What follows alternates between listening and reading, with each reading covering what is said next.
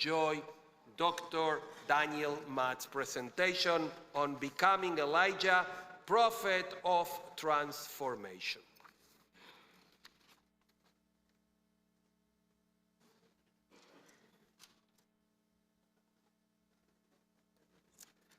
Shabbat Shalom to all of you. I think many of you have these sheets with you or near you. Please take them out.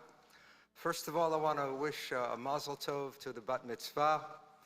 It was wonderful to hear you chant and lead us in prayer. You know, it's very important, one's Torah portion. The Torah portion that you had today is really a beautiful one. And I remember because it was my bar mitzvah Torah portion just a few years ago, and it's still very meaningful to me. So I think this portion, Vayechi, will last with you your whole life long. Last night I spoke a little bit about the mystical tradition within Judaism. This morning I want to share with you really briefly these 7 pages. I'm just going to look at a few highlights with you. Please take them with you and explore them more leisurely on your own. We spoke about some of the secrets of Kabbalah last night, specifically the feminine aspect of the divine. Today I want to speak about someone who you might think has very little connection with Jewish mysticism, namely Elijah the prophet. You know, Kabbalah is such a secretive, cryptic tradition, and Elijah is someone I think almost every Jew in the world has some relationship with Elijah. In some ways, he's both mysterious and very familiar. We know of him, of course, because of the Seder, but he also seems to be present at Havdalah. The Bat Mitzvah actually chanted his name a few minutes ago in one of the closing blessings of the Haftarah. So who is this character, Eliyahu Hanavi, Elijah the prophet? He seems to pop up out of nowhere in the Bible, in the book of Kings. First of all, his name. Look at number 1 on these sheets. Eliyahu, my God is Yahu. Now we know that for some people today who are drunk on social media, their God is also Yahoo. But this is a very different Yahoo. This is a short form, an abbreviation of Yud-He-Vav-He, of the God of Israel, Adonai. So he has 2 divine names in his name. Eli, my God, Yahu, short for Yud-He-Vav-He. You could say he's suffused with divinity. You might say he was obsessed with God. Maybe that's characteristic of all prophets who are overwhelmed by the divine power. He appears in the Bible, it seems, out of nowhere. We hear nothing about his early life. He just pops up and he confronts the king of Israel. He confronts the ruler of the northern kingdom of Israel, Ahab. This, of course, is not the Ahab of Moby Dick. This is Ahab of the Bible, but actually Herman Melville called his character Ahab because of this story, because of King Ahab. So what does Elijah do? He tells Ahab there will be no rain. There will be a drought until I say that it's over. Why? He doesn't spell it out, but it's clearly because Ahab and his wife Jezebel have been worshiping the gods of Canaan, Baal and Asherah. Because of that, Elijah declares a drought. This doesn't go over very well with the queen or the king, and Elijah has to flee. He goes to a little creek, a tributary of the Jordan, and there he's fed miraculously by ravens. Next, he goes to the coast of the Mediterranean in what's today Lebanon, and there he performs his first miracle for a widow. Please raise your hand if you don't have these sheets, because it's great to have the text in front of you. So Elijah performs a miracle for this widow. He feeds her miraculously. Her jar of flour, her jug of oil, he says, will not run out. And suddenly the widow's son dies, and Elijah brings this little boy back to life. This is the first time in the Bible that we hear of the resurrection of the dead. So maybe it's characteristic of Elijah that he is associated with eternal life. According to the rabbis, he never died. He's the only character in Jewish tradition of whom it is said almost universally that he never died. I just wrote a biography of Elijah, and I actually wanted to use as the subtitle, the man without a yahrzeit. Okay, he's the only Jewish hero for whom we don't have a yahrzeit because we don't think that he ever died. So he brings this boy to life. Soon afterward, there's a contest on Mount Carmel. Of course, this is modern-day Haifa. There's a contest that Elijah wants to stage between himself, the true prophet of God, and the false prophets of Baal, the Canaanite god. So he calls on Ahab the king to assemble as many Israelites as possible, thousands of Israelites on Mount Carmel, and 450 prophets of Baal. Elijah versus the prophets. And the contest is this. Elijah says, whoever can call down fire from heaven to consume a sacrifice, that is the true God. Elijah says, you go first to the prophets of Baal, each of them sacrifice a bull. The prophets of Baal shout and call out to Baal for fire to come down and consume the sacrifice. This goes on for the whole morning, but no luck, no fire from heaven. And then Elijah says to them, well, why don't you pray a little louder?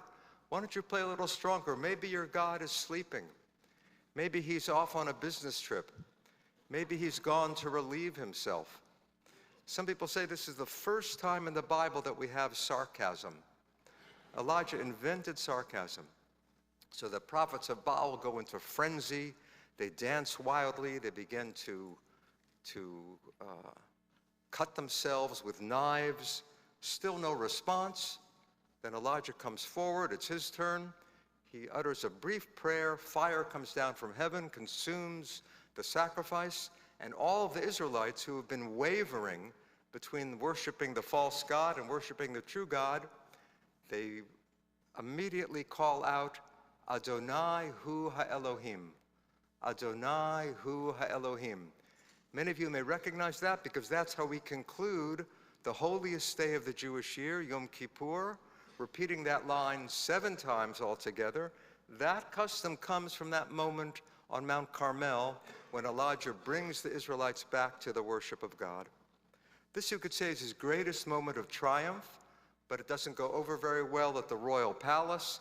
Jezebel herself was especially devoted to the worship of Baal and Asherah, the male and female god and goddess of Canaan. So she now threatens Elijah's life. She says, by tomorrow, you're going to be like one of those prophets. Of course, I neglected to say, what does Elijah do after he defeats the prophets? He doesn't convert them to Judaism, he slaughters them. Elijah is the fierce zealot trying to root out idol worship. He kills 450 prophets of Baal. So Jezebel says, by tomorrow, you're going to be like one of those prophets.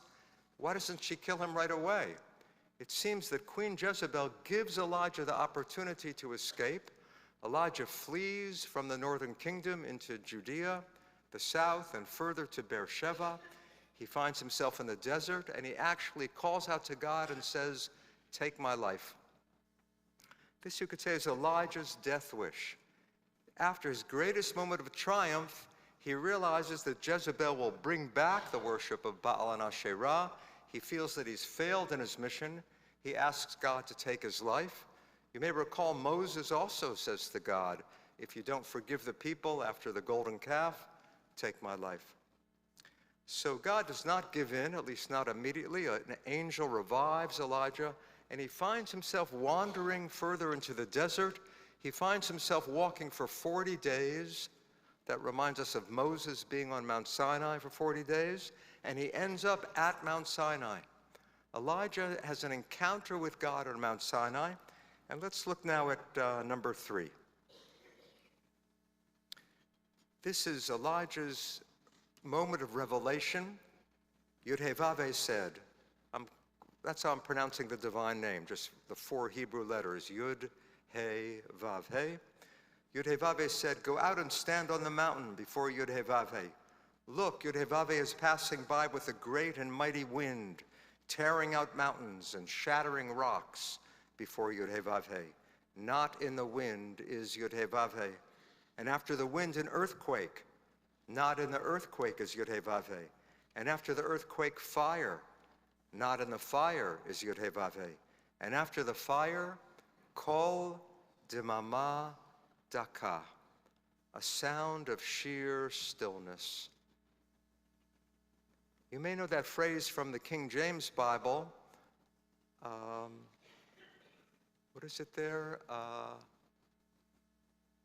A still small voice. That's how it's usually translated, a still small voice, but the Hebrew really means a sound of silence.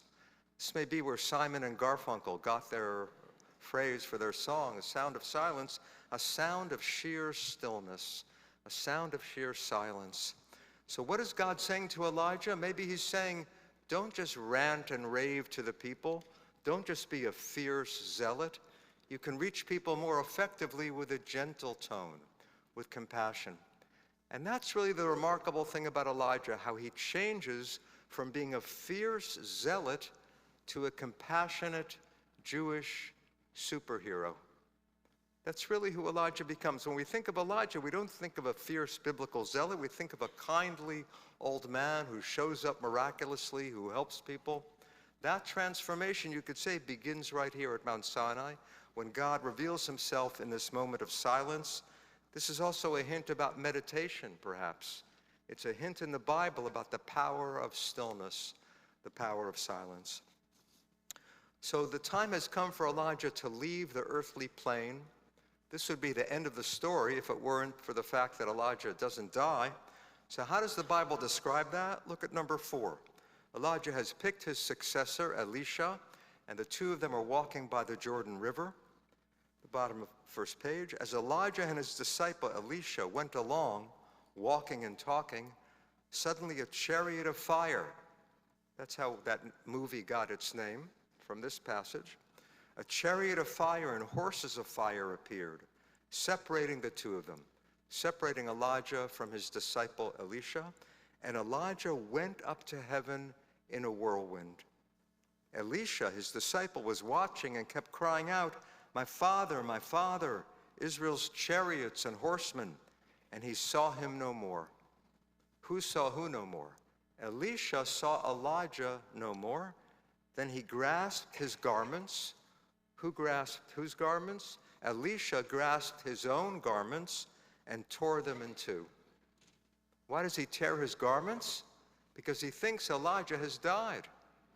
Okay, so the Bible is not clear whether Elijah died or not. Elijah went up to heaven. Was that a miraculous death, or was it Elijah escaping death entirely? In the Bible, it's not clear, although his disciple thinks he died, but the tradition developed that Elijah didn't die. Let's look now at page 2. This is a line that we chant at the Haftarah right before Passover, right before Pesach, from the prophet Malachi. Look, I'm sending to you Elijah the prophet before the coming of the day of Yud-Heh-Vav-Heh, great and awesome. He will bring fathers' hearts back to their children and children's hearts to their fathers. So according to the Bible itself, Elijah is still there in heaven. He hasn't died. He's waiting for the opportunity to come back. When? Before the day of Yud-Heh-Vav-Heh. You could say that's before the Mashiach, before the Messiah. So that's why we welcome Elijah on Passover, as we'll see soon, because he's there waiting. He's available. He hasn't died. As the rabbis say, continue now with the next passage, Elijah in the Talmud and Midrash, look at the indented line. Elijah lives and endures forever. Elijah did not taste the taste of death. Rather, he was translated. He was moved, body and soul, to heaven. Okay, so this is the rabbinic view. Elijah did not die. Elijah is waiting in heaven. He will announce the Mashiach, and he's also available for select encounters with holy people. He's actually a shapeshifter. You know, I used to think that term shapeshifter came out of Marvel Comics, but shapeshifter is actually a term used in the study of folklore. Some figure who can take on any shape, any personality possible. And Elijah appears in so many ways. We usually picture him as an old man, but in the Talmud and in Jewish folklore, he can be a Persian, an Arab, a slave, a Roman dignitary, a royal minister. Let's look at one short story here at the bottom of page 2. This is one of the most shocking stories about Elijah. What's the context? Rabbi Meir, okay, a leading sage of the 2nd century, Rabbi Meir rescued his sister who had been imprisoned in a Roman brothel. Rabbi Meir saves his sister-in-law from a Roman brothel. So the Romans are out to get Rabbi Meir. They put his wanted picture on the gates of Rome. And look at the last paragraph on page 2. This is what the Talmud has to say. They went and engraved Rabbi Meir's image at the entrance of Rome and proclaimed, "Anyone who sees this face, bring him." One day some Roman officers saw Rabbi Meir and ran after him. He ran away from them. Some say that Elijah appeared to the Roman pursuers as a prostitute and embraced Rabbi Meir. The pursuers said, "Heaven forbid, if that was Rabbi Meir, he wouldn't have done that." So Elijah can break the rules. Elijah can do the unexpected in order to save rabbis in distress. What will happen when the Messiah comes? Elijah will solve all halachic disputes. He won't make halachic decisions, but he'll clarify any disputes. If the rabbis couldn't come to an agreement in the Talmud, Elijah will announce the correct view, or the sages say he'll bring peace to the world. Let's look at the bottom of page 3. This, according to the Midrash, is what God says about Elijah. God compares Elijah to himself. The Blessed Holy One said, "I revive the dead, and Elijah revived the dead." Right? He brought that little boy back to life. I bring down rain, and Elijah brought down rain. Elijah stopped the drought. I stopped the rains, and so did Elijah when he announced the drought. I brought down fire and brimstone upon Sodom, and Elijah similarly brought down fire with that contest on Mount Carmel. He lived and will go on living until the revival of the dead. Let's turn to page 4, a few highlights. What is the connection between Elijah and the Kabbalah? We think of Elijah as this fierce zealot. He became this compassionate hero. But what's his connection to the Kabbalah?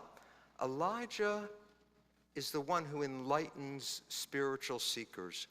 If you're looking for some deep meaning within the Bible, within Torah, according to tradition, Elijah is the one who conveys inspiration. You could say he becomes the embodiment of the Holy Spirit. You know, many people hear that word Holy Spirit and they think it's a Christian term. It's a very Jewish term, Ruach HaKodesh. Elijah is really the personification of Ruach HaKodesh. He inspires the Jewish mystics. He's even seen as the originator of the Kabbalah, of the Jewish mystical tradition. But I want to look with you at a paragraph on the next page, page 5. This is a description of how you yourself can have an encounter with Elijah. We usually think of these revelations of Elijah as reserved just for the select few, but this one Jewish mystic, Vital, Chaim Vital, he has here a list of preparations. If you do these things, you yourself may encounter Elijah. Let's take a look at the top of page 5. This is Chaim Vital, a great mystic who lived in Sfat. He's the disciple of Isaac Luria. This is his list of preparations to have a vision of Elijah.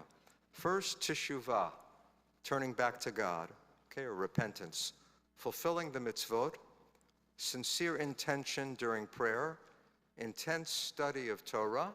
Okay, this doesn't sound like such an unusual list of preparations. This is what any Jew should do. Now it gets a little more demanding.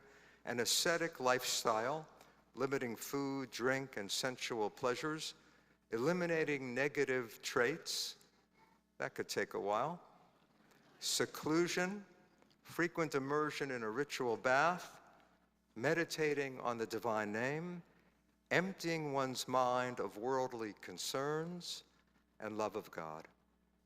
Having prepared itself, and this is now Vital's own words, it is possible that one will attain Ruach HaKodesh, the Holy Spirit, in one of the following ways. He lists several ways. The third is that through those practices of devotion, Elijah, gratefully remembered, will reveal himself. The greater one's devotion, the greater Elijah's revelation. So you yourself can have an encounter with Elijah. I'm going to conclude just with a few examples of the Elijah that we know so well, Elijah at the Seder. And then I have one final thing to say about Eliyahu. So page 5, why does Elijah appear at the Seder? Really because, according to the rabbis, the original Exodus happened on Pesach. So the original redemption was on Pesach, and the final redemption will be on Pesach. Why do we open the door? Let's turn to the top of page 6. This may originally be connected with a line at the very beginning of the Haggadah, Kol dichfin yete v'yechul, Kol ditzrich yete v'yifsach. Let all who are hungry come and eat. Let all who are needy come and celebrate Pesach. So some people open the door at the beginning of the Seder. If you say, let all the hungry come and eat, you should open the door. But look what one rabbi says, the second paragraph in English on page 6. This is from Nisim Gaon, a great authority from the 11th century. I saw that my father would not close the doors of our house at all that night. And until now, this is our custom. And on the night of Pesach, the doors of the house are open. When Elijah comes, we will go out to greet him quickly, without any delay. So this is interesting. The door isn't open so that Elijah will come in, which is what we do today. This tradition was open the door so that you can get out quickly and greet Eliyahu. He's going to come, so we want to be able to go out right away and greet him. What about the cup of Elijah? This is actually a fairly recent custom. By recent, I mean about 500 years old. Okay, it doesn't go back to the Bible or the Talmud or the Midrash. Look what one rabbi says here. This is someone writing in the 15th century, middle of page 6. I've seen some people on the night of Pesach who pour a special cup and place it on the table, saying that this is the cup for Eliyahu Hanavi. And I don't know the reason. Okay, this is a rabbi who admits he doesn't know the reason. There's a custom, and the reason isn't known. But it seems that the reason derives from this. If Eliyahu Hanavi comes on the night of Pesach, as we hope and expect, he too will need a cup. For even a poor person among Israel must drink no less than 4 cups. Right? So it's simply so when Elijah shows up, he's going to need a cup. He's one of us. And if the cup isn't ready, we'd have to prepare it for him, which might delay the Seder. What's the worst thing in the world? Delaying the Seder. Okay, in a few months, we're actually going to have the Seder this year. When? On Motzei Shabbat, Saturday night. Technically, you can't even begin the Seder until it's dark, until so late. The worst thing is to delay the Seder. We hope Elijah's going to come. If he shows up, we have to have a cup ready. Otherwise, we're going to have to try to find a cup. Is it kosher lePesach? We have a cup ready. That's the 15th century. Look, this is someone writing in the 17th century, bottom of page 6. It seems this is the custom I saw among a few Ashkenazim. Okay, this is a Sephardic rabbi. There's this newfangled custom to have a cup for Eliyahu. There's a custom I saw to leave on the table 1 empty cup, in which to pour all the wine left over in the cups of all those reclining there, after they've drunk at least the required minimum from their cups. Right, we have to drink 4 cups, but you don't have to drink the whole cup. You have to drink a certain amount. So this custom is whatever left you pour into 1 big cup. This cup is called the cup of Elijah the prophet, top of page 7, gratefully remembered. This custom pleased me, and I follow it. From the remains of those cups poured into this cup, I drink during the meal. Okay, this we might not want to follow as our custom, but this shows it's gradually entering this idea of opening the door, pouring a cup. And the most interesting, I think, is this last one from the Gaon of Vilna, the great Talmudic authority of the 18th century. Page 7, the last paragraph. We have the custom of pouring a 5th cup. Okay, we drink 4 cups, but we pour a 5th cup. We call it the cup of Eliyahu Hanavi. The reason is that there's a dispute in the Gemara. There's a dispute in the Talmud over whether one needs a 5th cup. Some authority in the Talmud says you shouldn't drink 4 cups, you should drink 5 cups. But the halacha is not determined. When Elijah comes, the doubt will be clarified, because that's one of his functions, to clarify all doubts. He's going to tell us, should we drink 4 cups or 5 cups? Therefore, based on this doubt, the cup is poured but not drunk. And it's called the cup of Eliyahu, for when he comes, All doubts will be clarified, including this doubt. It's interesting. It's not for Eliyahu. The cup isn't for Eliyahu to drink. The cup is for us to drink if Eliyahu tells us we should drink 5 cups. So those are a few thoughts about Eliyahu. I just want to close with this. In Hasidism, we find a beautiful idea. It's called Bechinat Eliyahu. The word Bechina means exam or test, but it also means an aspect of Eliyahu. According to Hasidism, each one of us has within us a spark of Elijah. Each of us has an aspect of Elijah. What does that mean? We have a yearning to serve God, a yearning to inspire others, a yearning to attain Ruach HaKodesh, a certain intensity. We should take that spark and fan that spark into a flame. And in that sense, we can actually actualize Elijah within ourselves. We can become Eliyahu. Thank you. Shabbat Shalom.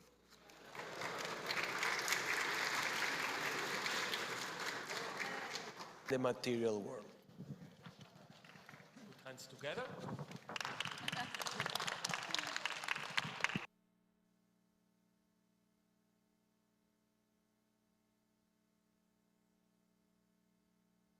There we go. Good. Great. Shabbat Shalom again. The first thing is we have to take a vote. Should we start with the nature of God or with sexual holiness? Okay, we're going to start with the nature of God. And actually, I'm going to leave sexual holiness for homework. We're not going to read all of these passages. It's Shabbat afternoon. We've been sitting a lot and eating a lot, and we have to leave a little time for Shabbat rest. But I'm going to teach for a little while, and then I'll leave time for some questions and answers, or at least questions. I'm not sure about answers. These are all passages from a book I wrote some years ago called The Essential Kabbalah. It's an anthology of teachings from the Kabbalah. And here there are no authors' names. I'll identify most of the authors. These are mostly teachings from the creative period of Kabbalah, the 13th century and the 16th century. 13th century is when the Zohar was written. 16th century is Tzfat, Safed, that beautiful mountain city. I'm sure many of you have been there. In Galilee, that's where Isaac Luria taught. And his colleague, Moses Cordovero. Cordovero, because his family came from Cordoba in Spain, right? Many of the Jews who ended up in Tzfat had come from the Spanish exile. So Moses Cordovero, his family was exiled 1492, and he taught in Tzfat. And the whole first page, the nature of God, non-duality, these are all teachings. It's best to have a copy of the text. You all have it? Great. And you know it by heart? Yeah? Great. Good. So let's start right away. An impoverished person thinks that God is an old man with white hair, sitting on a wondrous throne of fire that glitters with countless sparks. As the Bible states, the Ancient of Days sits, the hair on his head like clean fleece, his throne flames of fire. Okay, he's quoting there from the book of Daniel. And usually when a rabbi quotes from the Bible, he goes on to interpret it, to praise it. What does he say? Imagining this and similar fantasies, the fool corporealizes God. Okay, so he's opposed to this verse. It seems he's being critical of a verse in the Bible. It's very unusual for a rabbi to quote a verse and immediately criticize it, because Cordovero's image of God is beyond all physical description, as we'll see. So what's the problem with taking that verse literally? God is seated on a throne. He falls into one of the traps that corporealize. He falls into one of the traps that destroy faith. His awe of God is limited by his imagination. In other words, if you think of God seated on a throne, that's a limited image, but why does that destroy faith? Maybe it would give you faith. At least it's some image. It's something you can hold on to. The problem is, what happens if you outgrow that particular image? You might be critical. You might say, how could there be someone up there seated on a throne? Then you would throw out the idea of God entirely. So that's why he says it could destroy faith. So what's his alternative? But if you are enlightened, you know God's oneness. You know that the divine is devoid of bodily categories. These can never be applied to God. Then you wonder, astonished, who am I? Okay, don't start by asking who is God. Start with something more immediate. Start with something more psychological or existential. Who am I? And when you come down to it, I'm pretty puny. I'm a mustard seed in the middle of the sphere of the moon, which itself is a mustard seed within the next sphere. So it is with that sphere and all it contains in relation to the next sphere. So it is with all the spheres, one inside the other. And all of them are a mustard seed within the further expanses. And all of these are a mustard seed within further expanses. Your awe is invigorated. The love in your soul expands. Okay, it's a beautiful last line, but how do we get there? If you think you're tiny, now he's working here with medieval cosmology, medieval astronomy. He actually lives around the same time as Copernicus, but he never read Copernicus. His image is the image that goes back to ancient Greek thought, that we have concentric spheres, right? There's the Earth, then the sphere of the moon, then the sphere of several planets, the sphere of the sun. Everything's revolving around the Earth. Okay, we'd have to update this, but let's start with his image. I'm tiny on the Earth. The Earth is surrounded by the next sphere, the next concentric sphere, the next. So who am I in all of this? Let's translate that into modern science. I'm tiny on this planet, but this planet is pretty small compared to the whole solar system. And the whole solar system is actually revolving around the black hole in the middle of the Milky Way galaxy. How long does it take for the sun to revolve around the black hole? About 250 million years. That's one galactic year, you could say. But the whole galaxy is surrounded by other galaxies and clusters of galaxies. It goes on and on. So why does that leave you with an uplifting feeling? You would more likely just feel lost in space. How can he say your awe is invigorated, the love in your soul expands? Because for him, what is God? Who is God? God is infinity. That's the most accurate name of God according to Kabbalah. Ein Sof in Hebrew. Literally, there is no end. That's the Kabbalistic invention. The Kabbalists invent that name of God, and for them it's more accurate than any of the biblical names. God is really infinity. Any image we have of God is limited. You might say in more modern terms, any image we have of God is projecting our own limited understanding onto this infinite background. Now, infinity is interesting. I don't claim to understand infinity. I don't think anyone can really wrap their mind around infinity. But a mathematician would tell you that a fraction of infinity is itself infinite. Because if a fraction of infinity weren't infinite, then we could figure out how big infinity is. If we know how big 1/1,000,000th of infinity is, just multiply it by a million, and we know how big infinity is. Even a fraction of infinity is infinite.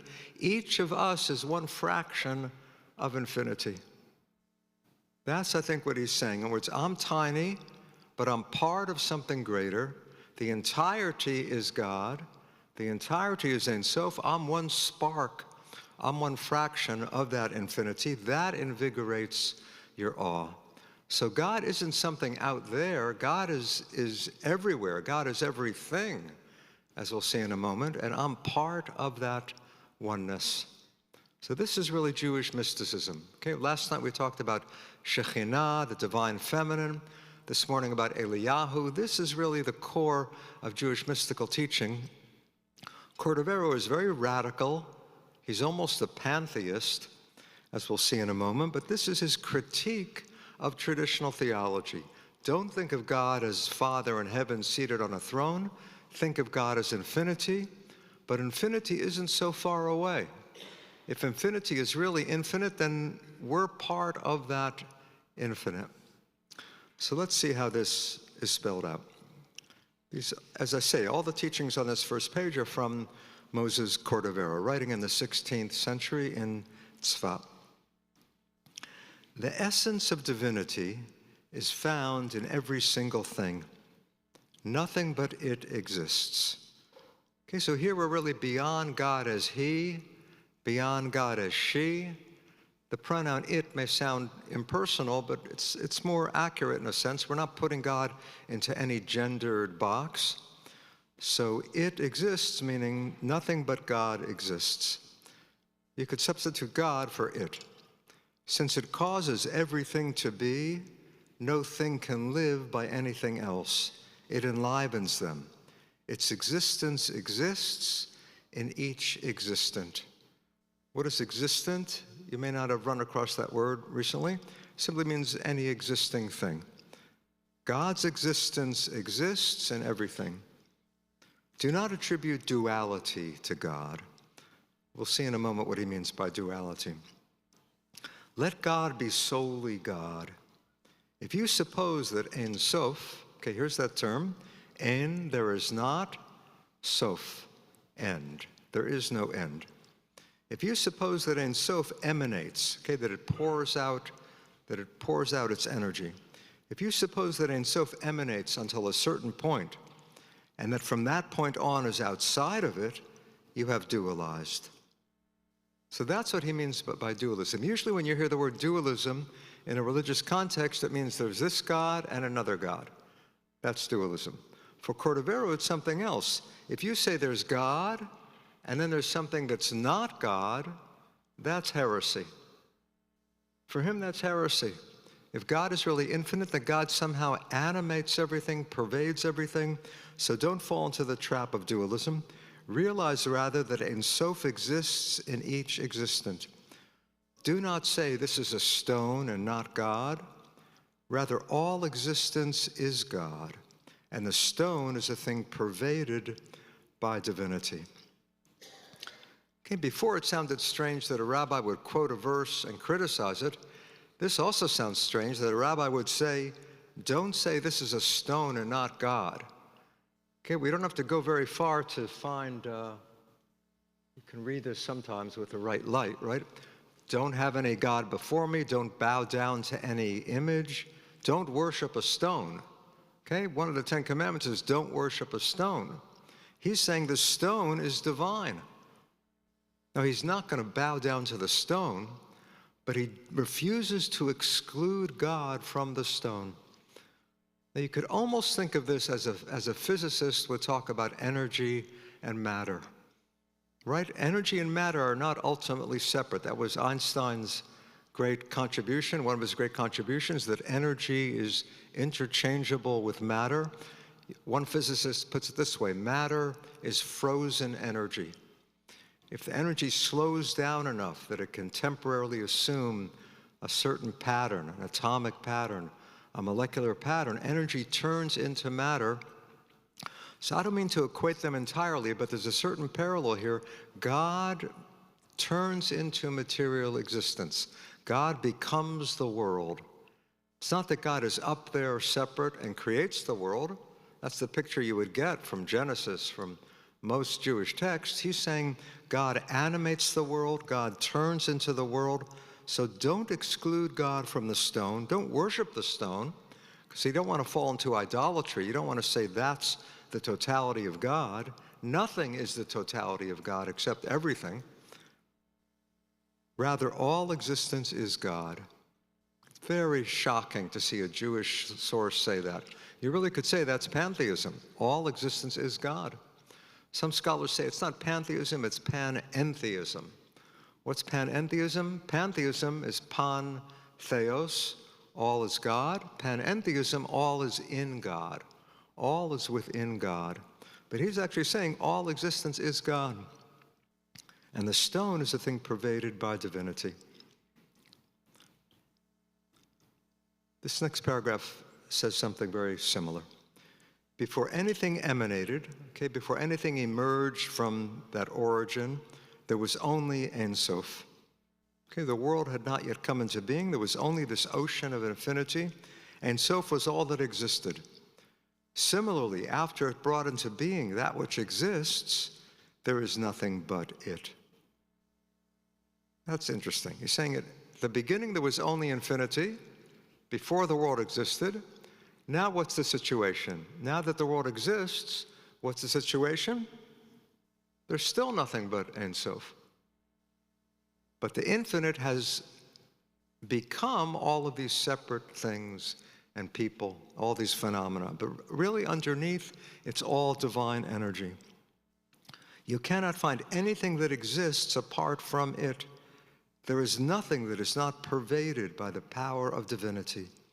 If there were, Ein Sof would be limited, subject to duality. Rather, God is everything that exists, though everything that exists is not God. Okay, we'll come back to that in a moment. This is a Jewish koan. It's meant to be perplexing. It's meant to sound paradoxical. It is present in everything, and everything comes into being from it. Nothing is devoid of its divinity. Everything is within it. It is within everything, and outside of everything. There is nothing but it. You really feel there that the limits of language. He says something, and then he almost has to unsay it, because words can't quite do justice. Let's come to that central line that sounds so strange. God is everything that exists, though everything that exists is not God. I think what he means by that is God animates everything. Everything is the product of this divine energy. But don't be fooled into thinking that any one thing is the totality of God. Even all that exists is not the totality of God. There's still an element of transcendence. There's still a quality of God that can't be pinned down.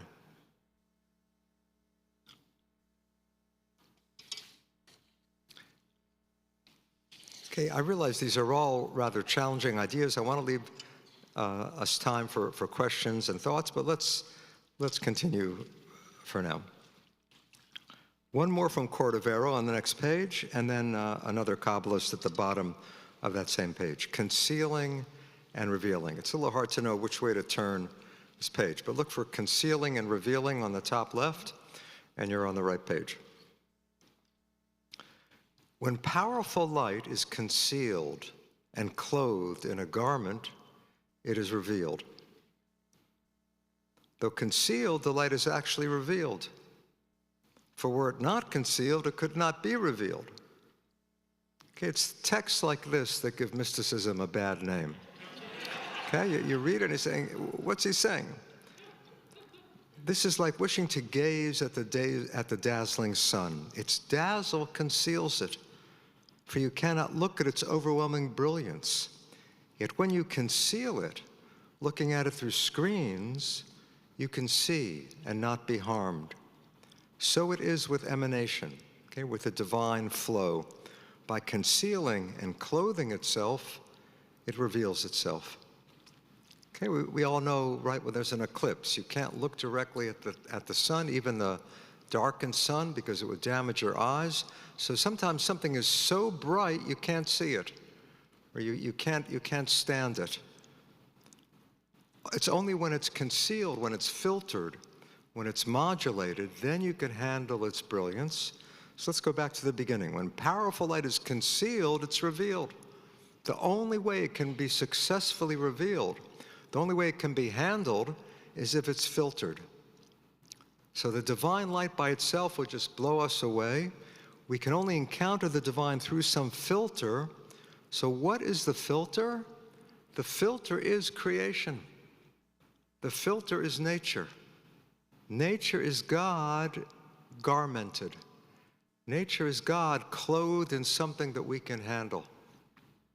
But we shouldn't think that ultimately it's separate from God. It's really God revealing itself to us in a manageable way, in a bearable way.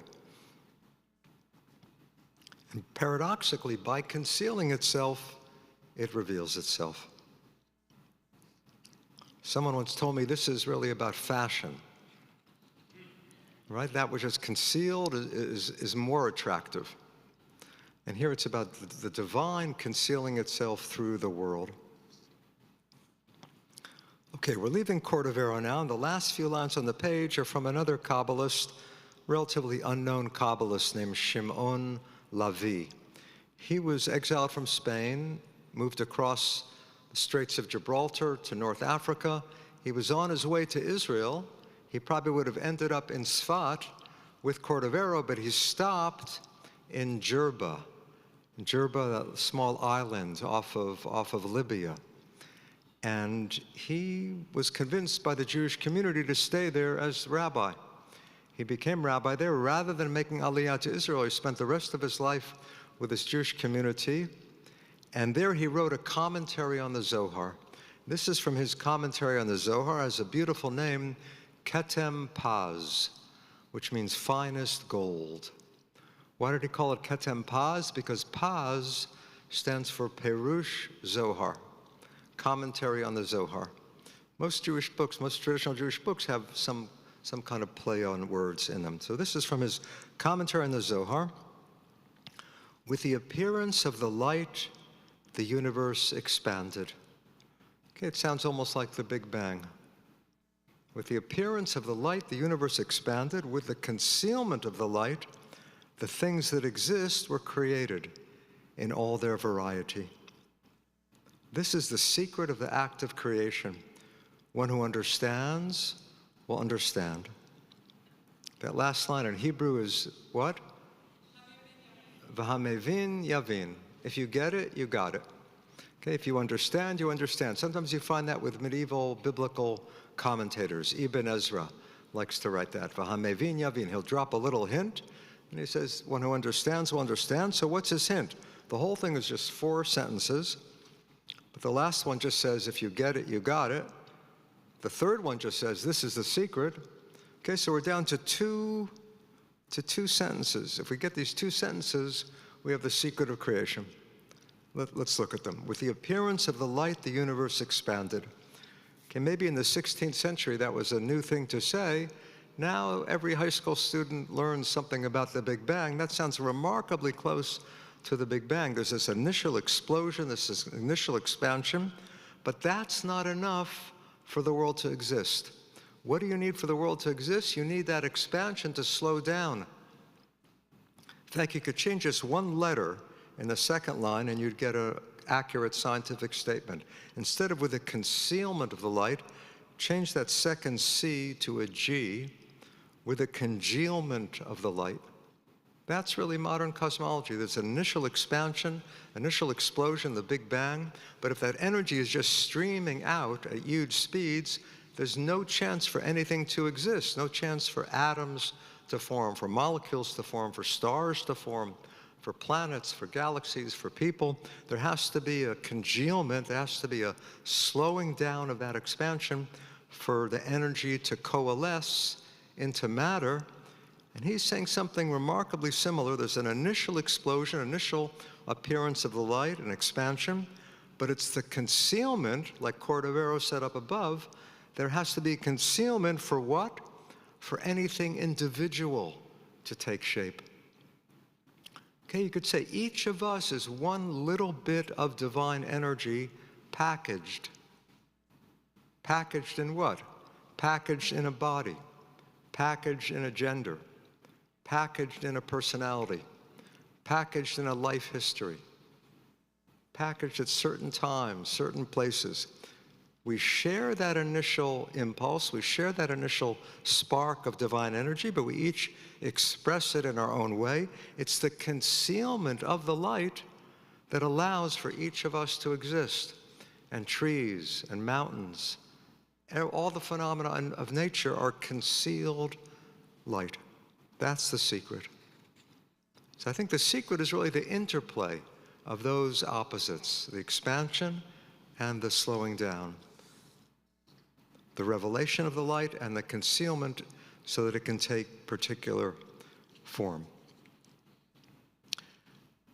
I think let's take 2 or 3 questions What we're going to move on to now is a little bit different, and I'm sure this is enough to stimulate some thought. Any questions or thoughts? It's perfectly clear or too confusing to even start?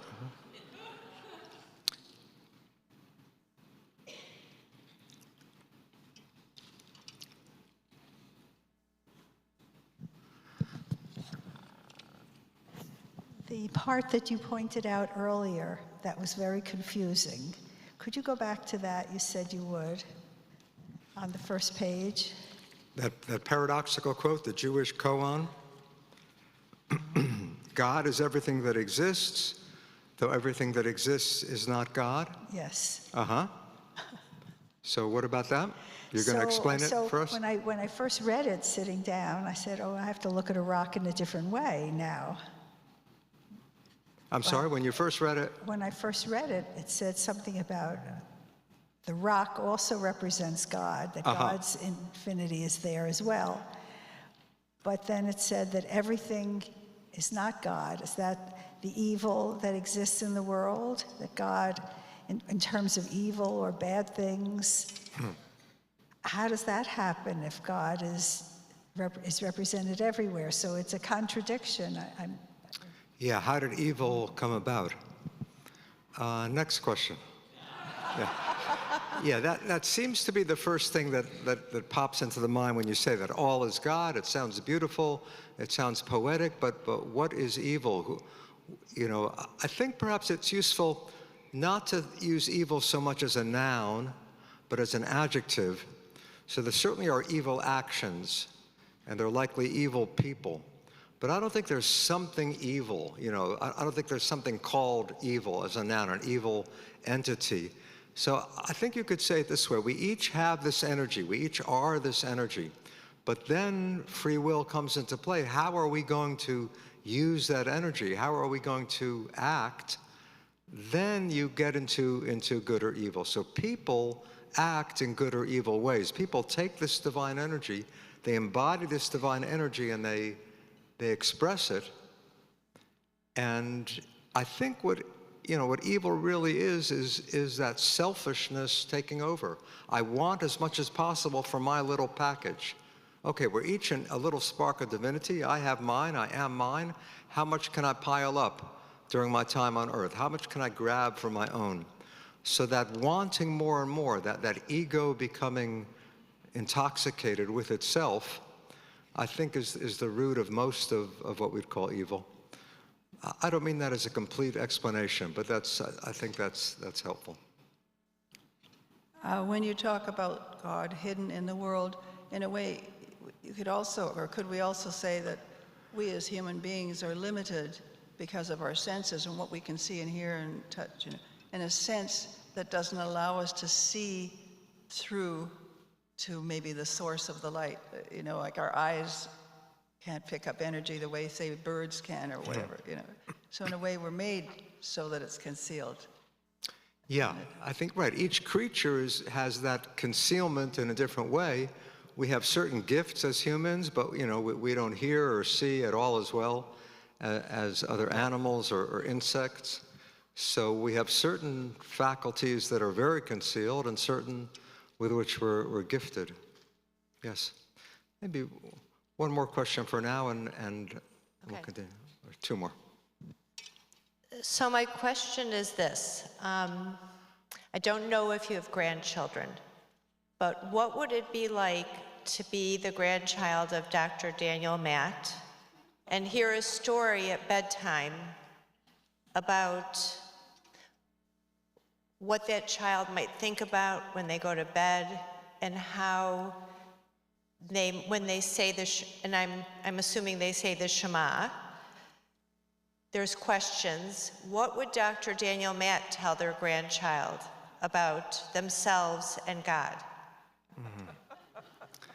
So I am gifted with 5 grandchildren, 2, 4, 6, 8, 10, although as of a week or two ago, now they're 2, 4, 6, 9, 11.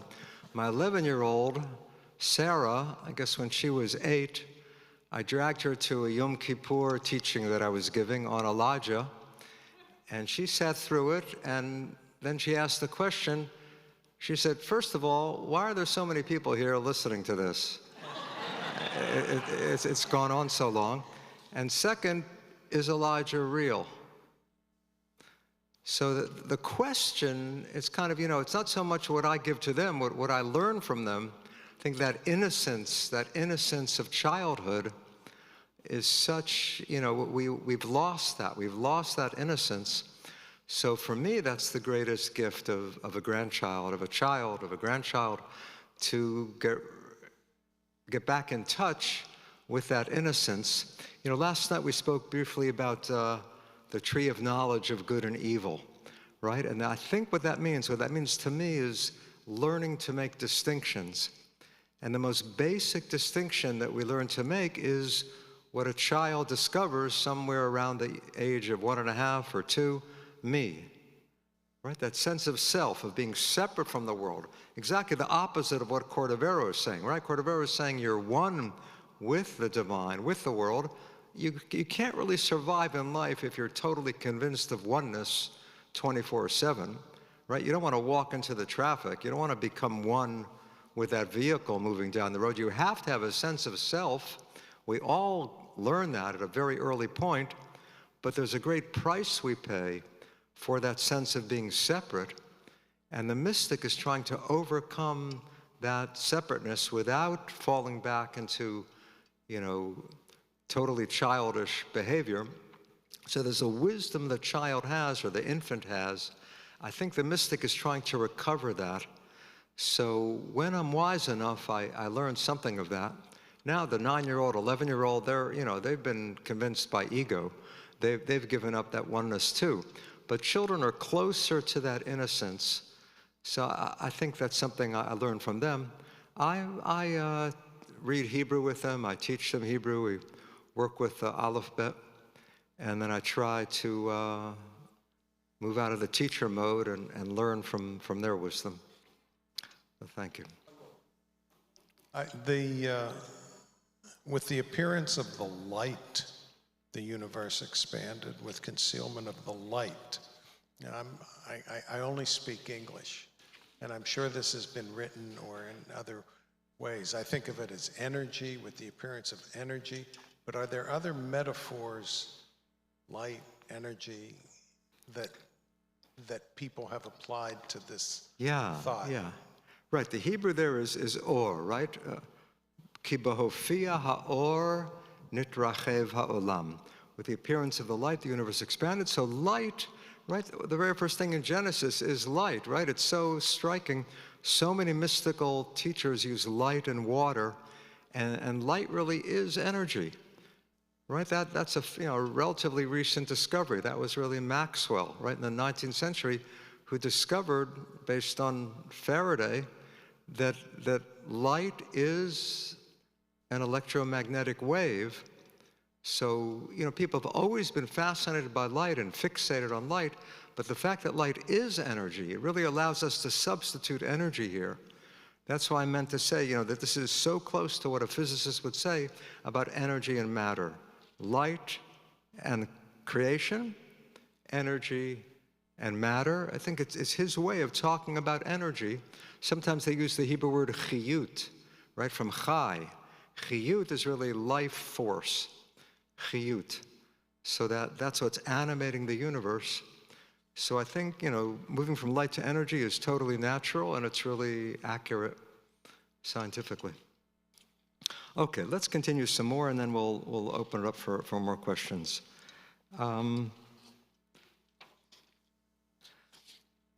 Let's move right to the next page. You're looking for the page that has Bringing Forth Sparks at the top of the page. Here we're coming to Isaac Luria.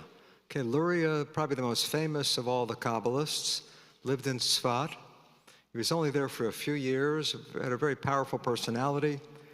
If he had waited until he was 40 years old to study Kabbalah, he would have studied Kabbalah. He died when he was 39 years old from a plague in Tzfat. He was only there for a few years, but had a tremendous impact on the Kabbalists there. And really, all of later Kabbalah is based on Luria's teachings. And this is something, I wouldn't say he wrote it down. He wrote hardly anything. It's probably a talk he gave Shabbat afternoon, and someone wrote it down after Shabbat. And it's about raising the sparks. That's the theme I want to explore here on this page, raising the sparks. That's an image that the Kabbalah uses. So there's a spark of the divine in everything. We should identify that spark and become aware of it. I think raising it really means becoming aware of the divine potential within everything. And he's talking about tikkun. You can mend the cosmos. The Hebrew there is letaken. Okay, tikkun, like tikkun olam, mending the world, repairing the world. You can mend the cosmos by anything you do, even eating. Do not imagine that God wants you to eat for mere pleasure or to fill your belly. No, the purpose is tikkun. Sparks of holiness intermingle with everything in the world, even inanimate objects. By saying a bracha before you enjoy something, your soul partakes spiritually. This is food for the soul. As the Torah states, one does not live on bread alone, but rather on all that issues from the mouth of God. Not just the physical, but the spiritual, the holy sparks springing from the mouth of God, like the soul herself, breathed into us by God. So when you're about to eat bread, say the motzi. Baruch atah Hashem, Elokeinu melech haolam, hamotzi lechem min haaretz, who brings forth bread from the earth. Then by eating, you bring forth sparks that cleave to your soul. In some ways, this is very new and mystical. In some ways, it's very traditional. He's trying to explain why you should say a bracha. So what is a bracha, really? You don't have a lot of brachot in the Bible. Brachot are really invented mostly by the rabbis. What's the purpose of a bracha? To thank God. I think it's also to cultivate a sense of wonder. Great teacher Abraham Joshua Heschel taught that a bracha is a way to appreciate the wonder of existence. You know, you can say a bracha over so many things, right? Not just eating, but a new garment, a new experience, seeing trees budding in the spring, rain. There's even a bracha for earthquake. There's even a bracha, there's a beautiful bracha. I can say this now. Let me say the bracha, and then I'll tell you what it is. Some of you, I'm sure, know. Baruch atah Adonai Eloheinu melech haolam mechayeh hametim. Blessed are you, O God, who revives the dead. When do you say that? You say that if you see someone you haven't seen for a year. It's as if that person has come back to life. So bracha is really a way to find the wondrous in the mundane. Right, we usually just go through the day, you know, almost an automatic pilot. A bracha is an opportunity to stop and say, wow, this is really amazing. I'm going to express gratitude for the wonder. It's a beautiful phrase for this that a colleague of Heschel's taught, Max Kadushin, who taught at the Jewish Theological Seminary. And he said, here's a phrase for this. What is it? Normal mysticism. Normal mysticism. That was his description of what the rabbis were creating. It sounds like it's an oxymoron. Normal mysticism, but that's what a bracha is. Turning the ordinary into the spectacular. Even his name sounds like normal mysticism. Max Kadushin. Right? But that's, I think, really what a bracha is. So Luria, by Luria's time, right, Luria is writing in the 16th century. By then, people have been saying brachot for, 1,500 years. They were just saying them by rote. He's really enlivening the bracha. So he's offering a new metaphor. Now he's saying, think of sparks. There's a spark of God in everything. If you say a bracha, you're pausing so that you can appreciate the wonder of the food. And then a kind of double nourishment goes on. Your body is nourished by the food, your soul is nourished by the spark. And the bracha unites the two. The bracha turns that act of eating into something more than just satisfying our hunger, into an appreciation of God's presence in the world. So Hasidism inherits this idea of raising the sparks, and they apply it to so many things in life. Look at this next one. This is still about eating, but here it's said much more explicitly. When you eat and drink, you experience enjoyment and pleasure from the food and drink. Arouse yourself every moment to ask and wonder, what is this enjoyment and pleasure? What is it that I'm tasting? Answer yourself, this is nothing but the holy sparks from the sublime holy worlds that are within the food and drink. This is even more unitive. With Luria, it sounded like the bread is feeding your body, the spark in the bread is feeding your soul. Here it's more unified. He's saying if something tastes delicious, what does that mean? You've contacted the spark. Now this is very dangerous. You know, it's like I saw when we went in for lunch, some people went right for the dessert table, first course, or maybe to make sure they'd have a dessert afterward. But, you know, there are stories of Hasidic rebbes who would pile their table with food, claiming that they wanted to raise many sparks. Okay, but the point isn't the more the better. The point is to pause and appreciate each mouthful, each taste as something wondrous. Again, the mundane becomes the spectacular. The mundane becomes the holy. And this image of the spark is one way to discover that. I just want to do one more and then meditate on the last passage, and we'll leave the sexuality for people to explore. And we'll have a little time for questions too. At the top of that same page on the right, this is a Hasidic teacher, Levi Yitzchak of Berdichev, The Greatest Path. When you desire to eat or drink or to fulfill other worldly desires, and you focus your awareness on the love of God, then you elevate that physical desire to spiritual desire. Thereby you draw out the holy spark that dwells within. You bring forth holy sparks from the material world. There is no path greater than this, for wherever you go and whatever you do, even mundane activities, you serve God. This is really all of Hasidism in a nutshell. They're taking the ideas of the Kabbalah. Hasidism is really a popularization of Kabbalah. Everything in Hasidism is based on the Zohar and Luria, on Kabbalah, but it's trying to spread it to the masses. So it leaves aside these, very complicated structures of Kabbalah. He's just saying, look, you can turn the physical into the spiritual. How? Through awareness. If you're aware of what's really going on inside, if you're aware of the energy within what seems to be matter, okay, if you're aware of the spark and what seems to be just a physical object, then you can connect with the divine energy. Every action, if it's done with awareness, if it's done with sensitivity, if it's done overcoming selfishness, anything can turn into an act of worship.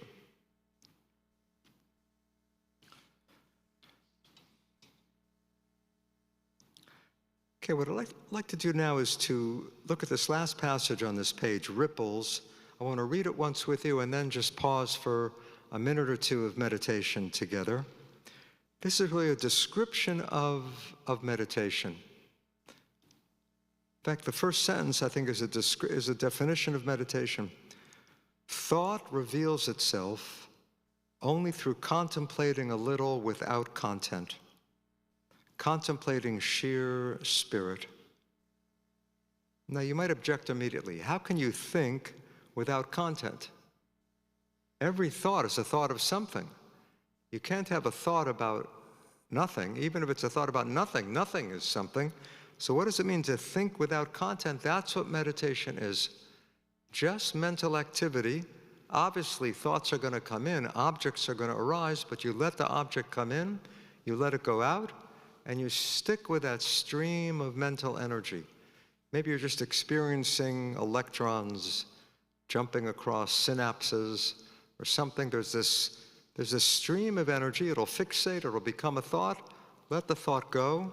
Stay with that experience of mental energy. But he says, contemplating sheer spirit. And he says immediately, you're going to fail. It's inevitable that you'll fail. Why? The contemplation is imperfect. You understand, then you lose what you have understood. You might have an insight, you might have a flash of insight, but it'll be gone, or it'll fixate on, what am I going to do this afternoon? What's happening next? What did I forget to email? Like pondering a thought. The light of that thought suddenly darkens, vanishes. Then it returns and shines and vanishes again. No one can understand the content of that light. It is like the light that appears when water ripples in a bowl, shining here, suddenly disappearing, then reappearing somewhere else. You think that you have grasped the light when suddenly it escapes, radiating elsewhere. You pursue it, hoping to catch it, but you cannot. Yet you cannot bring yourself to leave. You keep pursuing it. It is the same with the beginning of emanation, okay, the divine flow. As you begin to contemplate it, it vanishes, then reappears. You understand, and it disappears. Even though you do not grasp it, do not despair. The source is still emanating, spreading. This was actually a technique of meditation that the Kabbalists use to sit outside and place a bowl of water in front of you and jiggle the bowl a little so that the light would reflect off the water, and that being an image of the mind. There'll be a flash of light, there'll be an insight, there'll be a breakthrough, and then it disappears. You don't know what happened to it. Don't despair. That's the nature of the beast. It comes and goes. What the Kabbalah calls ratso vashov, racing and returning. It's a phrase from Ezekiel's vision of the chariot. It says the celestial beasts were racing and returning. V'hachayot, ratso vashov, and Hasidism reads that v'hachiyut, the life energy, ratso vashov. The life energy races and returns. And here, in Boca, you don't need a bowl of water, you just need to gaze at the ocean. It's beautiful to see the ocean as this immense bowl of water, the sun reflecting off the water, that becoming a kavanah, an intention for this experience of meditation. So let's try a few minutes. Put the sheet aside. If you're comfortable, close your eyes. If you're not, you can leave your eyes open. Just sit comfortably. I'm going to read it once, and then we'll sit just basking in that sound of sheer stillness for a minute or two together. By the way, the author of this passage is the author of the Zohar, Moses de Leon. Thought reveals itself only through contemplating a little without content, contemplating sheer spirit. The contemplation is imperfect. You understand, then you lose what you have understood. Like pondering a thought, the light of that thought suddenly darkens, vanishes. Then it returns and shines and vanishes again. No one can understand the content of that light. It is like the light that appears when water ripples in a bowl, shining here, suddenly disappearing, then reappearing somewhere else. You think that you have grasped the light when suddenly it escapes, radiating elsewhere. You pursue it, hoping to catch it, but you cannot. Yet you cannot bring yourself to leave. You keep pursuing it. It is the same with the beginning of emanation. As you begin to contemplate it, it vanishes, then reappears. You understand, and it disappears. Even though you do not grasp it, do not despair. The source is still emanating, spreading.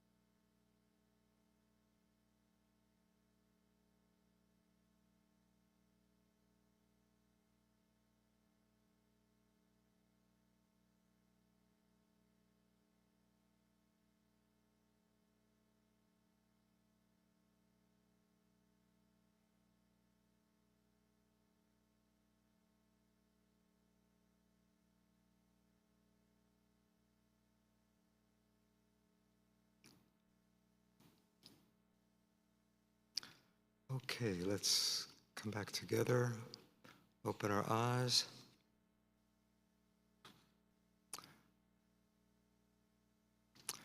Any other thoughts or questions?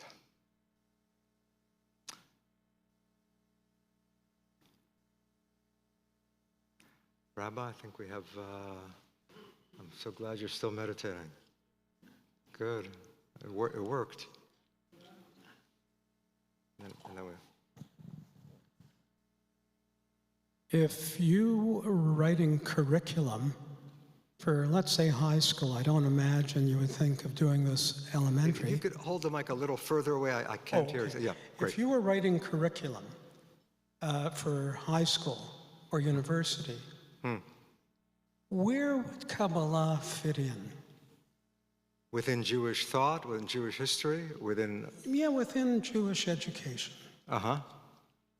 The reason I'm asking this is because in the yeshiva I went to, that was run by Litvaks, the word was one should not engage in the study of Kabbalah until you're at least 40 years old, because it could drive you crazy.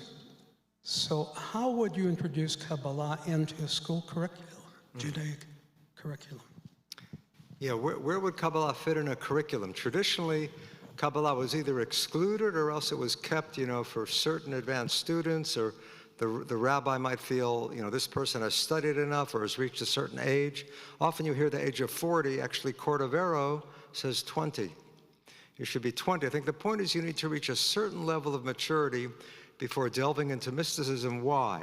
Why is mysticism considered dangerous? What's this whole, aura of Kabbalah? I think there are really two dangers. One is psychological and one is social.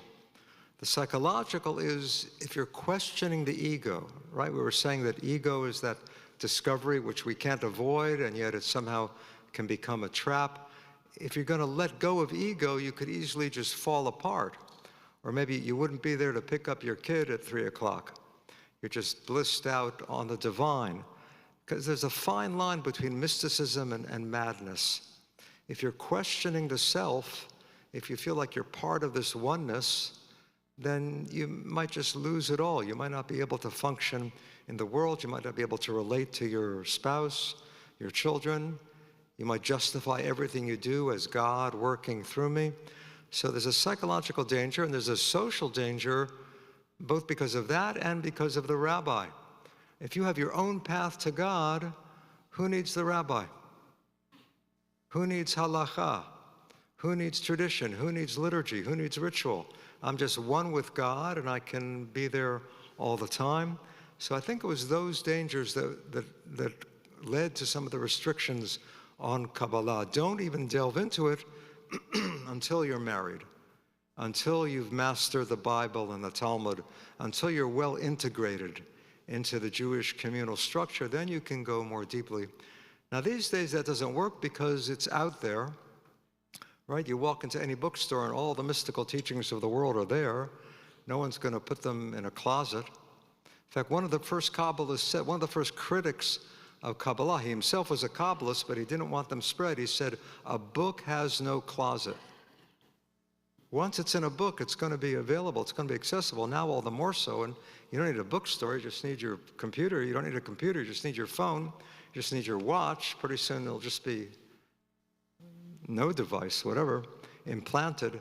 So the teachings are available. I think the challenge is when and how to approach it. I think there are elements of Kabbalah, or maybe more Hasidism. There are elements of Hasidism that really are appropriate for teenagers, for youngsters.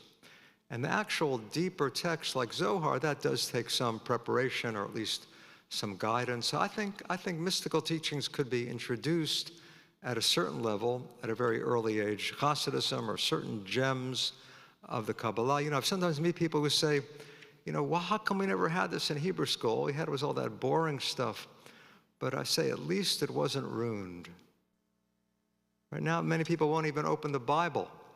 But at least the Zohar, the Kabbalah, it's relatively untouched. So I think it is attractive, but I think one needs to approach it with some caution. Thank you. I have first an observation and then a question. So, au contraire to making you crazy, I'm thinking about the brachas as a gratitude practice of taking the mundane and making it spectacular. And in fact, we know that gratitude practices lead to extreme mental health. So rather than, at least that aspect, Yes, a gratitude practice? that the saying barachas is, Saying bracha. is a gratitude practice, and we know Yes. that gratitude practices Right. Yeah, done consistently It's humbling. It's humbling and too. lead to great mental health. Great. So that's the first observation. The next question I have has to do with consciousness. And I'm wondering if there's within the Zohar and Kabbalistic thought an equivalent of what we are now really investigating in this part of the last century in this, the consciousness. Yeah. Yeah, consciousness, you know, I use the word awareness, but I think awareness is really what it's about. You're not looking for something that actually is a spark, although you could say, you know, energy is a spark. I think it's a matter of becoming aware of what's going on, becoming aware of what's beneath the surface, right? That's really what the mystic is doing, and what the psychologist is doing, and what anybody, you know, who thinks is doing. Not to be fooled by the outer appearance, to become aware of something deeper, right? The Hebrew word is da'at, right? Da'at, knowing on a deep level, awareness or consciousness. I think it's about that. You know, and there's individual consciousness, and maybe there's something broader or more expansive. In Kabbalah, they talk about connecting the human mind with the divine mind. So your limited sense of who I am with some greater sense of being. I think we should pause there. I just want to say one last thing. If any of you want to study further with me, I don't want to do too much promotion, but if you looked at my website, just Daniel C. Matt, or if you just Google Daniel Matt, danielcmatt.com, I offer a regular Zohar course, which we do a few pages of Zohar each week in English. And you can take a look there and see a sample video, and contact me if you're interested. So Shabbat Shalom, and please go. Yasher Koach, Professor Matt, and it was a great pleasure to learn from you. I'm taking the last idea of that as knowledge and, what did you say? Knowledge Awareness. and awareness. Maybe that's one of the things that we have to take from here to there, to our daily life, to acquire knowledge, acquire awareness, and then how to put it in practice. Thank you very much. Yasher Koach again.